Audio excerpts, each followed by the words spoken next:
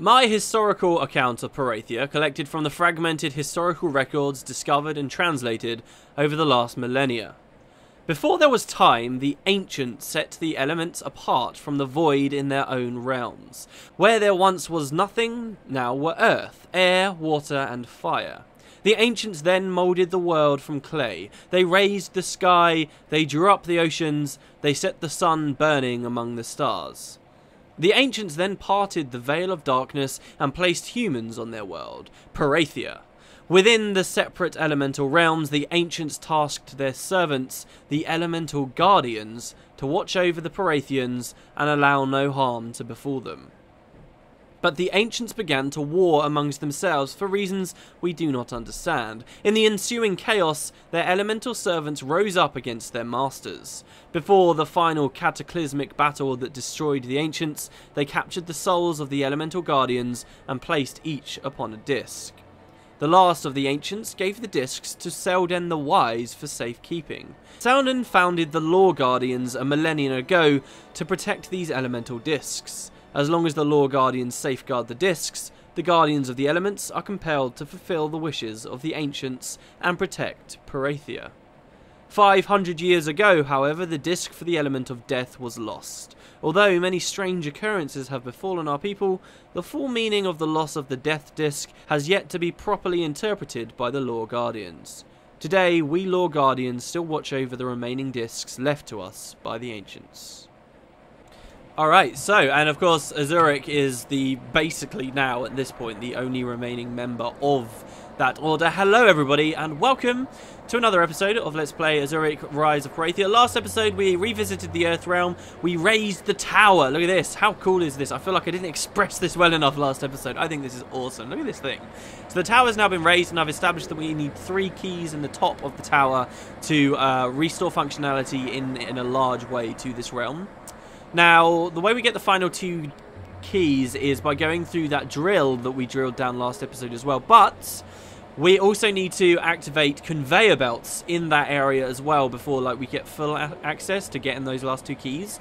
So what we're going to do next is activate the conveyor belts by going to a totally different realm. Also, that mysterious key I was talking about last episode, that was actually just the key to the life temple back at town. I realized that the way that we've been playing, even though I have footage of me opening it, if you remember, I died, and then basically what I had to do was go back and place it back in. So that's where that mysterious key was. It's got nothing to do with the Earth realm. It was just the life temple. I've placed that in. So we've got 2 keys left for drills. Where are those drills? Well, they're both where we're going to go to restart the conveyor belts, though not necessarily related.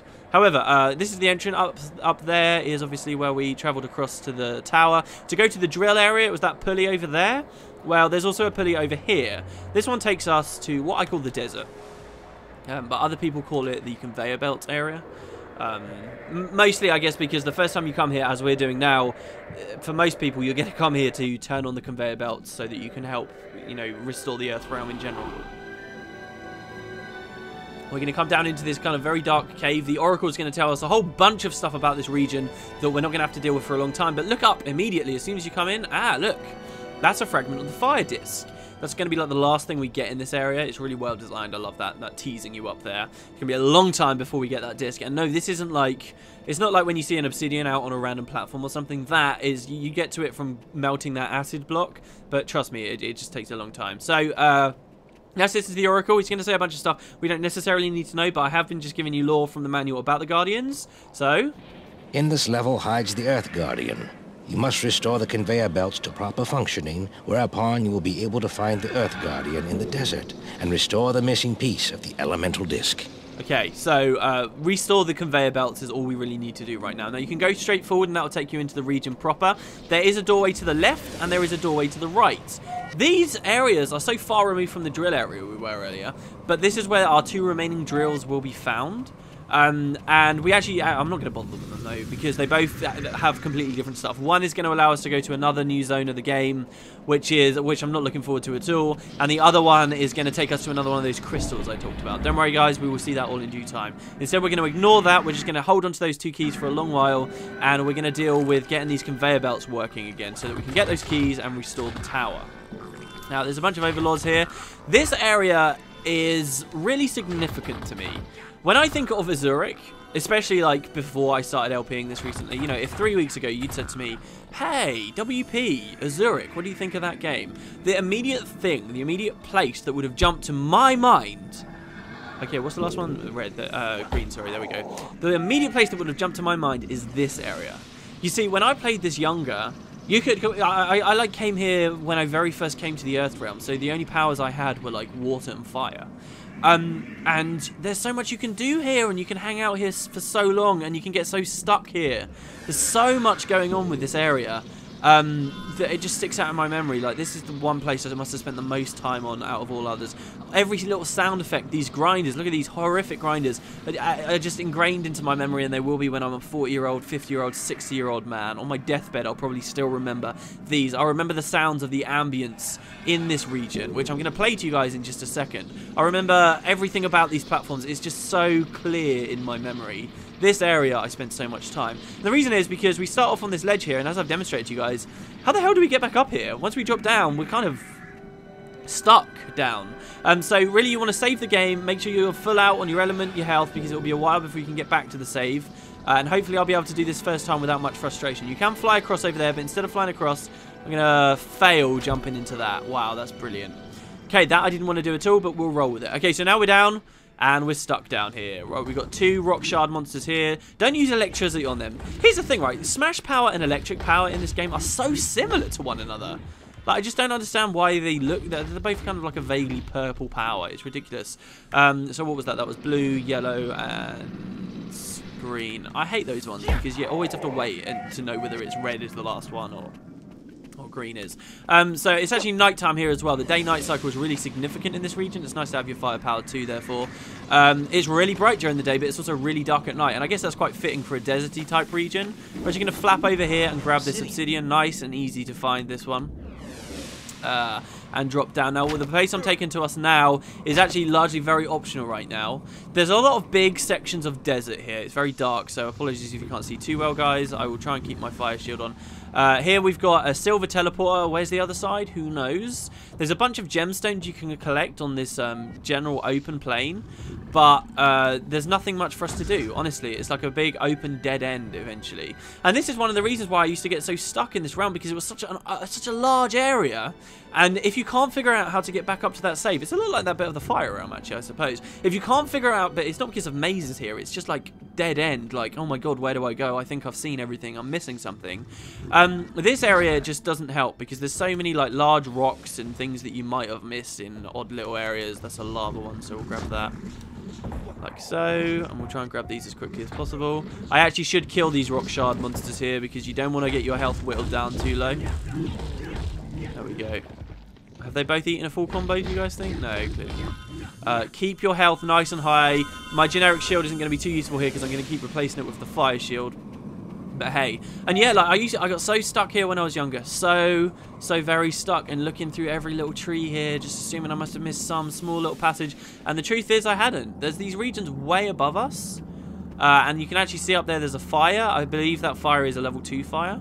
But how do we get up there? It's a long way away, and this sort of isn't relevant right now. Very, very cool. But I didn't want to come here to show you to get that obsidian and to get that gemstone. Well, those gemstones, I suppose. So one more over here, and then we'll head back. So this is one section. Once you fall down into that little crack, if I'd landed on the like lift thing, this would have been a very different episode right now. We'd be in a very different area. But there's going to be a fair amount of backtracking anyway. This could also be one of those long videos. There's a certain amount of stuff I want to get done today. I just have to get it done today.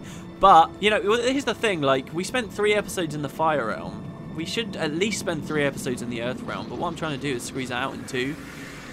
So, I don't know. Maybe I should just make them longer. Well, make more episodes. I don't know. Anyway, so now that we're back here, we're going to get more smash power. Kill these guys. It is worth killing them because...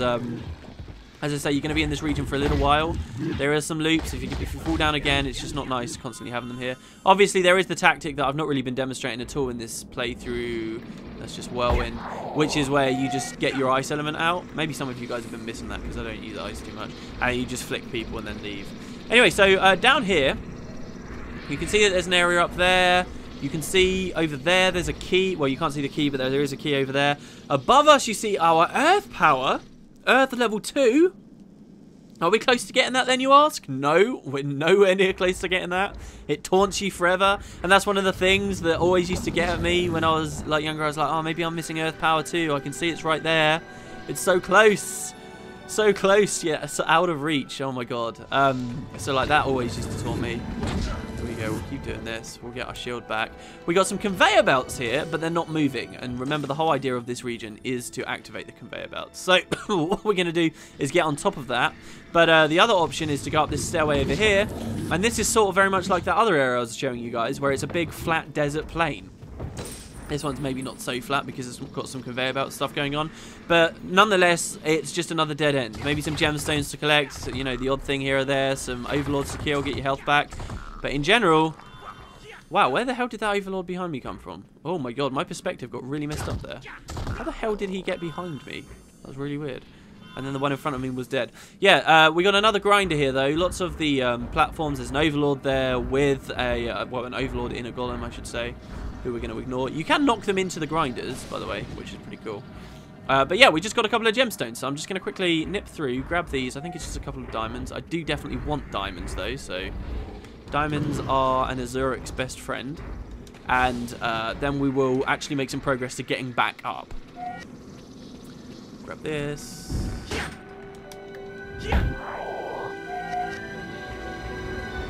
And as you can see here as well, guys, of course, the desert now, it's daytime. It's much easier to see. I really like that about this region. The day-night cycle is significant.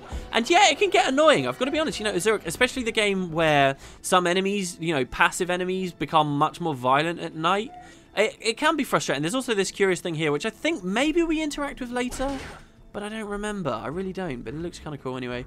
You know, I admit the day-night cycle can be annoying, but it's significant to the gameplay, and that's what I really enjoy about it. You know, so many games now, they just, oh, we're going to have a day-night cycle for realism. It's not realistic at all, and it doesn't add anything to the gameplay. You know, Guild Wars 2 is the prime example. I can't stand the way that they do day-night cycle in Guild Wars 2.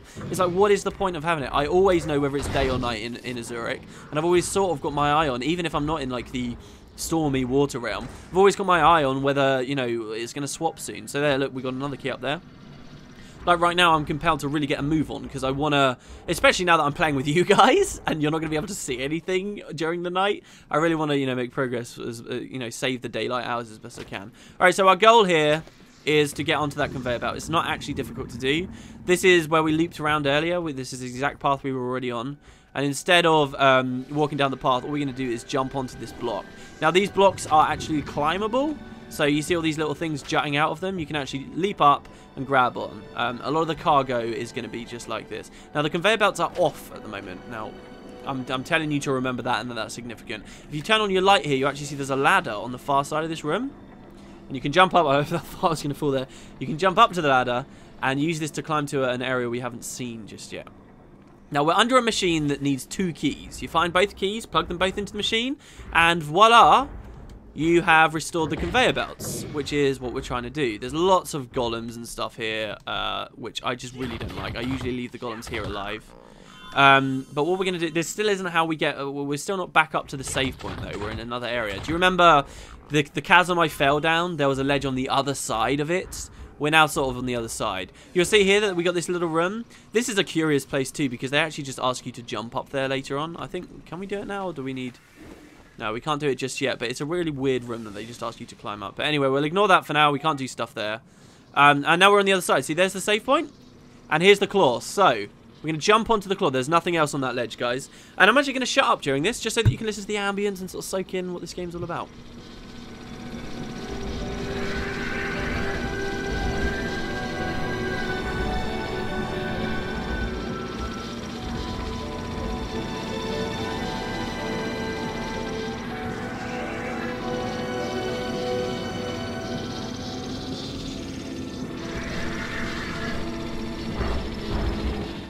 And when it ends, very quickly jump over and grab this key because it's going to open up and drop you off into that grinder there. We're actually above the area I just demonstrated to you guys where we were down below. I'm just above that now.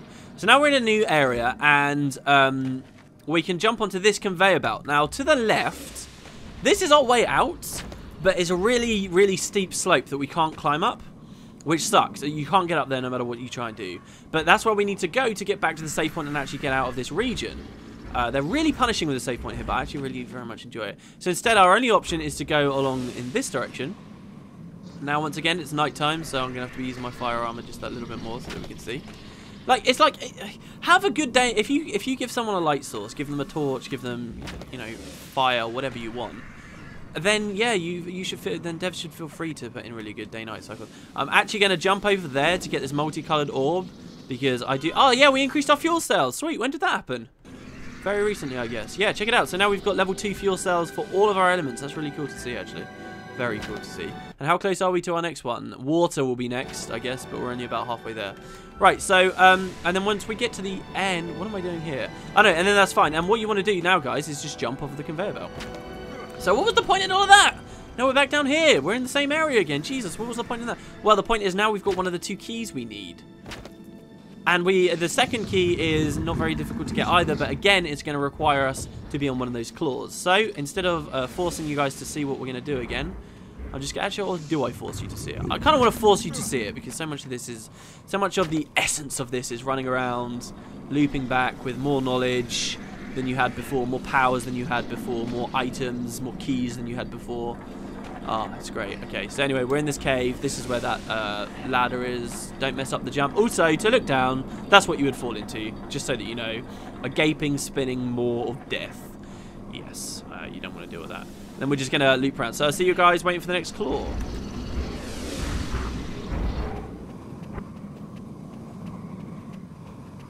See, why is this here? I swear I broke this already. Did these respawn? Yeah. Did I break this already, or am I going insane? I must be going insane. By the way, in this room here, that lightning doorway there, that's a level 2 lightning. So we've already got the level 2 fire, but you remember lightning shield is fire and air together. We've already got the level 2 fire, but we need level 2 air before we can get through it. So bear that in mind. Alright, here we go. Oh, we just missed the claw. So this time I'll give you a better view of this ledge. Remember, we still haven't been able to save it.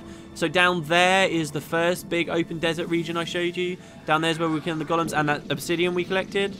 And that's over where we started. So hopefully you got a good idea of where we are. And we're going to jump onto the claw. This time I'm not going to shut up and give you loads of ambience. So there's our next earth power as well, just up there. This time, when it spins around, jump over onto this ledge here on the left. This is that area I told you that there was a key earlier, but we simply couldn't see it. So what we're going to do is go smash power. We're going to smash shield. We're going to disenchant the axiom. Oh, that's some pro play right there.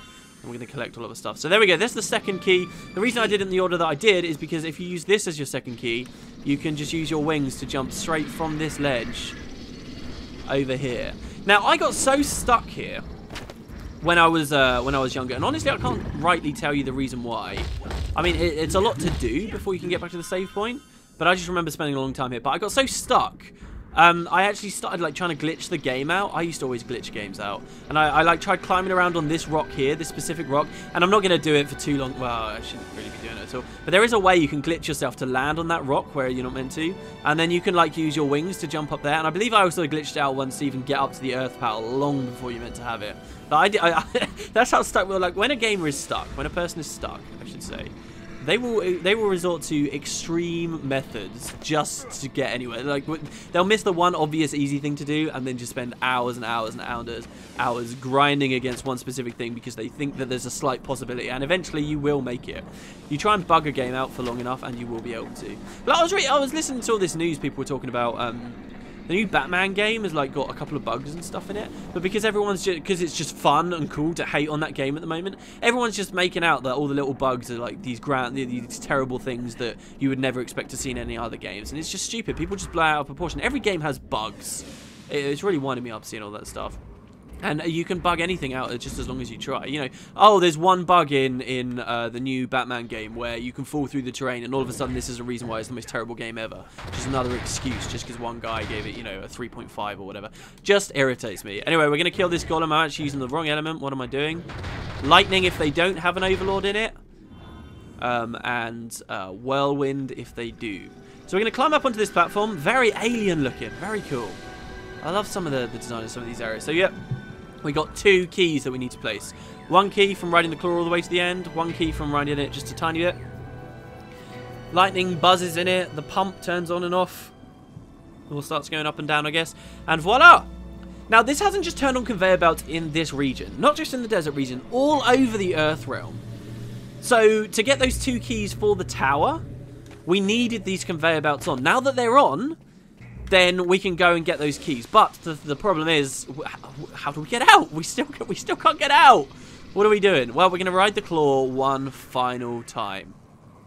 And as you can see, the claw actually seems to just rotate right the way over here, over to that end over there. So this is basically what we're going to do. Because do you remember by riding this claw all the way to the end, we found that conveyor belt, but we couldn't climb that slope? Well, now that the conveyor belts are on, that might just change.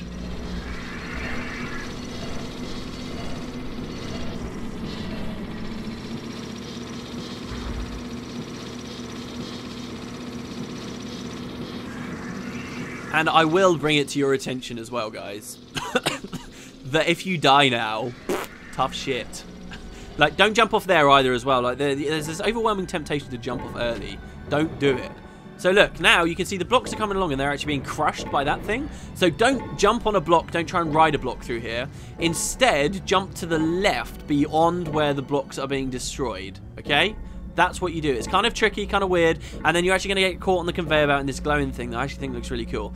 It's going to move you automatically, but if you fight against the current, you'll move slower. You won't like be able to fight the current though, and you will always be moving in the direction that the conveyor belt wants to push you. So, and why am I telling you this? Because it's significant in a second. We need to get back on the claw. And yet the claw's constantly moving, and yet we can't. It's very sort of hard to time it. If you leave it too long, and the timing's not right, then the conveyor belt's just going to throw you off the edge with no claw. So you need to slow yourself right down. Okay, well, wait for yourself to get up this slope here. Slow yourself down and watch for the next claw to come along. The claw will wait for a small period of time. But okay, see, so now I'm in a tricky position because I didn't want to go for that claw. So what we're going to do is wait here, and the conveyor belt's just going to keep moving. It's going to keep moving us. And just keep fighting against it until you see that the next claw comes. And the worst thing here is it's really kind of hard to move your camera, because you've got to like rotate the other thumbstick just right. So there we go. Here's the next claw coming. The next claw's coming. And those claws do wait for a second, so it's not too difficult. But move along. And there you go. And now obviously don't go running off the edge. It will just plant you on there. There is an obsidian now, okay? If you jump off in this fiery cave here, there is an obsidian to collect on the floor in that cave. Not in that cave, sorry. Here. You can jump off for it. Don't do that if I were you on your first time through. Because... okay, and then we're going to jump over here. Because you've just done so much stuff and you haven't had an opportunity to save. You don't want to risk it right there at the end. Like, I cannot fathom anyone that would want to risk it there. So instead, we're going to ignore that. This is acid block level 2.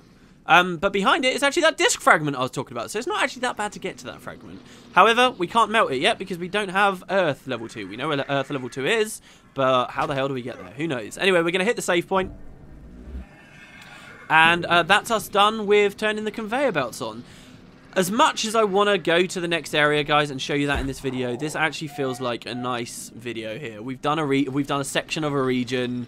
We get to go back. So I'm gonna call it there. I'm sorry. I'm gonna leave it there. Thank you very much for watching Azurik Rise of Perathia. Next time, do you remember when we were riding on the like little, what are they even called? Like carts, I guess? When we were riding it through the Earth realm to raise up the tower, we went through that green tube in that really beautiful, pretty area. That's where we're going to go next. And as I said before, it's got phenomenal ambience in there. It's absolutely splendid. So we will see that next time. Thank you very much for watching, though, guys. Have a wonderful day. And, yeah, enjoy. I'll catch you later. And that big tree awaits as well, by the way. The big tree awaits.